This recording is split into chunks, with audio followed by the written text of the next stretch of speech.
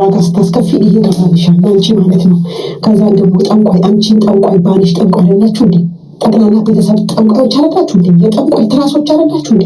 እህትሽ ይኸው በጠንቁል አይደል እንዴ የአንገት መስተፋቀር ሰታወንድ ወንድሞችን የምታሳብደው በአብርሽ ከመጣች ይህንን እኔ ተልፈስፍሶበታል እኮ። ሰላም ሰላም ምርጦቹ ባለማተቦቹ ሙስሊሞችም እንደዛው እሙዬልኝ የቃልቲዋ በየአንዳንዳችሁ ነው ዋጋ ማስከፈላችሁ ነው ያልሽው። ይሄ ገባችሁ ገና መቀመቅ ነው ምርቶች ታዳሚ ሆንሽም።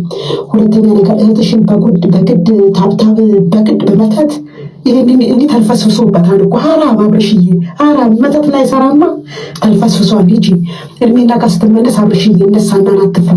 ሁለተኛ ነገር ደግሞ ይህን ሊፕስቲክ እንኳን በትክክል መቀባት የማትችሉ ጥንቦች ቆሻሾች አንቺ ብትሆን ይጠቅናላ። ይሄ የገማው ይጋችሁ ጣሉ እንዲህ ትላላችሁ ደግሞ አርተፊሻል እንደዚህ ቆሻሻ። ሰላም ሰላም ውዶች ማሮች እንዴት ናችሁ? ሰላማችሁ ይዛለኝ። ለቤት አዲስ የሆናችሁ ሰብስክራይብ ላይክ አድርጉልኝ እላለሁ። ከዚህ በተረፈ ደግሞ ቆንጆዬ ልጅ ደመቁን እየረገጠቻት ነው። እንግዲህ ሁሌ እየረገጠቻት ነው። ጌታ ይባርክሽ ልቤን እየተናገርሽ ነው እና ይሄ ማለቂያ የሌለው ነገር መቼ እንደሚያልቀቅም አላቅም። ትናንትና የሩታ መታ ነው የቆመው። ዛሬ ደግሞ ምን ይዞ እንደሚመጡልን ፈጣሪ ይወቅ። አብርሃም እና ከአብርሃም ላይ ደግሞ እንትን ወልቋል፣ ድግምት አለበት የተባለው ወልቋል።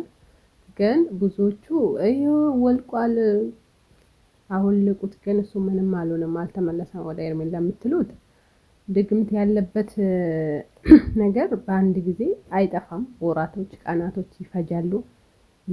በአንድ ቀን የሚጠፋ ነገር አይደለም። ይሄን ነገር ደግሞ ሁላችሁም ታውቃላችሁ፣ እርግጠኛ ነኝ። ዝም ብላችሁ ድግምት አይደረግም እንደዚህ አይነት ነገር በዚህ ዘመን የለም። የሞላበት ዘመን አይደለም እንደ የድሮ ሱስ ነበር፣ ያውኑ ነው እንጂ ባሰው እና ጠብቁት። እውነቱም ለማወቅ ቀናት ወራቶች ይፈጃል ማለት ነው።